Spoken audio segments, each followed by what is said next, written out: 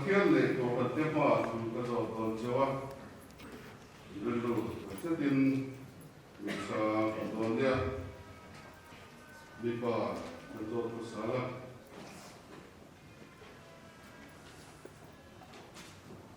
Nắng vì sa cho liền hiện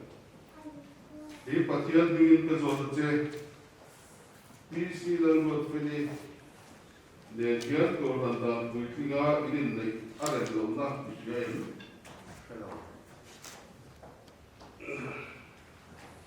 Mình chia cần cho tấn nắng vì si lần vượt phê đi Pathian mình có dò thật chê Vì sai cho liền hiện của hẳn đàn bùi khi ngã in này á đẹp lâu na bị ghé Vì bà cần cho tấn PC lalwat filiden kian pathian arwat ang zela kum kata in sia to chuan pathian shruaina tam chungkong in zo tun na lim ni le lung ngai ya o mo ngai le ri no takin i do pue ta i buan ta tangin lam tom ni ta zela ngai le ri no takin pue ta ta tam mai sia zo tang Vì sai cho liền liền kian pathian arwat ang zela kum kata in sia to chuan pathian shruaina tam chungkong in zo tun na lim ni le lung ngai ya o mo ngai le ri no takin i pasala ta chu buan ta tangin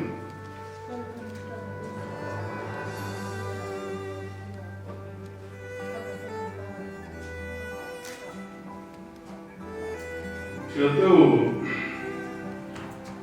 Gần nấu lao tiền Pathian lệ gần yêu mà in này ăn đúng là lễ thì nó phù ra chú ăn kiếm ra ăn làm tất cả chú lại kia nụ bà ăn ta na cột suya in này là tập trung ăn sôi đủ việc vui đủ rin ăn để tiền tiền đi lâu đi gần uống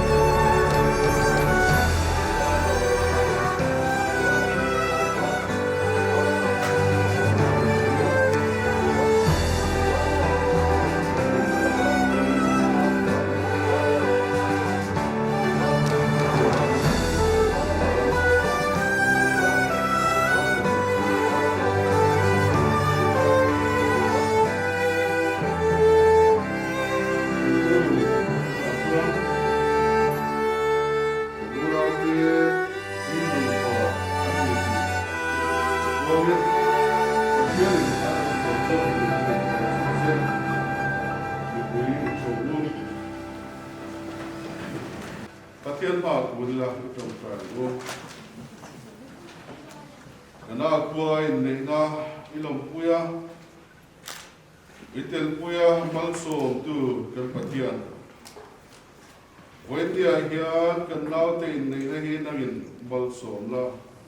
khiat puyang che nu pakop joya thamwa taka udan ban thina le Nawal somna andon ni thena turin kharau thiam limin ki la ei baran zonna kong te rangin ti tuan sakla ikriat chu kwa dina Christian chu kwa dom tak andin choje thena turin kharau thiam limin le kuin om pui an pa ko sakam che lali so Krista bingin tandile amen tu pathian chuan Now they na man so min triat puila vi sai chuang lian le PC lal rot filiten nu pa ani la triat puin andam chung buda kai roi nam puila man so che lal pai so Krista khomai na te pa pathian min khomai na te tharau thiang lim pol na lo puina nei thar te chuma le inza chuma tu na le chatuan thleng lo je ro se